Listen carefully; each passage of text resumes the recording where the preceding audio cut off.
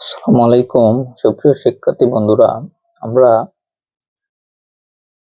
Pair of state line এর কতগুলো গুরুত্বপূর্ণ এমসিকিউ নিয়ে তোমাদের মধ্যে আলোচনা করতেছিলাম। তাই ধারাবাহিকতায় আজকে একটি এমসিকিউ নিয়ে তোমাদের মধ্যে হাজির হয়েছি। নিচের সমীকরণ দ্বারা x square minus 4xy plus y square equal to 0 কি নির্দেশ করে? অর্থাৎ এই সমীকরণটা কি নির্দেশ করতেছে এটাকে আমার বের করা লাগবে। তো আমরা জানি এটা একটা দ্বিঘাত সমীকরণ। এখানে অবশ্যই দুইটা রেখা বিদ্যমান এবং মূলবিন্দুগামী দুইটা রেখা বিদ্যমান। এখন এখানে অপশন হচ্ছে দুটি বাস্তব ও ভিন্ন রেখা, দুটি বাস্তব ও ভিন্ন রেখা, দুটি অভিন্ন রেখা, কাল্পনিক রেখা, একটি মাত্র বাস্তব লাইন।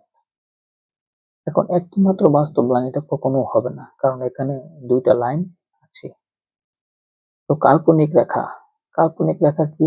অর্থাৎ এখানে ইমাজিনারি পার্ট আসতে হবে, অর্থাৎ এটাকে সমাধান করলে ইমাজিনারি পার্ট আসতে হবে। তো এটা এখানে সম্ভব না, রিয়েল পার্ট আসবে। দুটি অভিন্ন রেখা, তো অভিন্ন রেখা হতে গেলে আমাকে H square equal to A B এইটা হতে হবে, H square equal to A B এটা হতে হবে।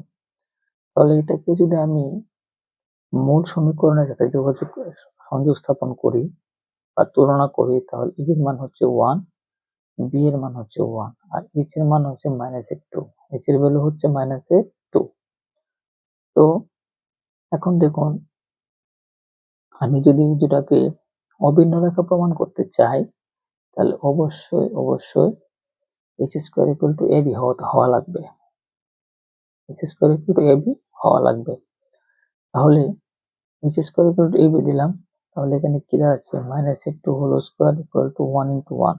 তার মানে এখানে 4 গ্রেটার দেন, ওটা কিন্তু মানতেছে না। তার মানে কি H square equal to A B এটা কিন্তু এখানে প্রমাণ হচ্ছে না। তাহলে দুইটি রেখা অভিন্ন রেখা হবে না। তাহলে কি হবে? উত্তর হবে দুটি বাস্তব এবং ভিন্ন রেখা। আর বাস্তব ও ভিন্ন রেখা হতে হলে আমাকে কন্ডিশনটা মানতে হবে হচ্ছে H square greater than A B. H square greater than A B যদি হয়, তাহলে দুটি বাস্তব এবং ভিন্ন রেখা হবে। যদি H square equal to H square greater than A B হয়, তাহলে দুটি বাস্তব এবং অভিন্ন রেখা হবে। তাহলে দেখুন, অনায়াসে 1 থেকে 4 কিন্তু কি বড়, তার মানে কি H square greater than A B এই সমীকরণটাকে ফলো করতেছে। অর্থাৎ আমরা বলতে পারি দুইটি রেখা, অর্থাৎ রেখা দ্বয় বাস্তব এবং কি অভিন্ন। অর্থাৎ ক নম্বরটা হচ্ছে আমাদের অ্যান্সার। আশা করি সবাই বুঝতে পেরেছেন।